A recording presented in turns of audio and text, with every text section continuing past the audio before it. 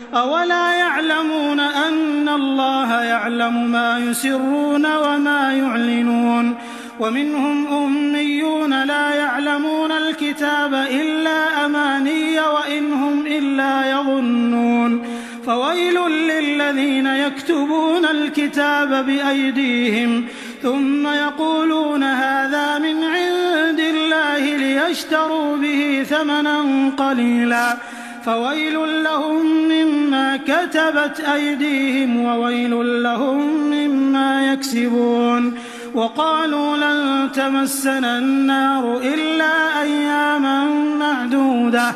قل أتخذتم عند الله عهدا فلن يخلف الله عهده أم تقولون على الله ما لا تعلمون بلى من كسب سيئة وأحاطت به خطيئته فأولئك أصحاب النار هم فيها خالدون والذين آمنوا وعملوا الصالحات أولئك أصحاب الجنة هم فيها خالدون وإذ أخذنا ميثاق بني إسرائيل لا تعبدون إلا الله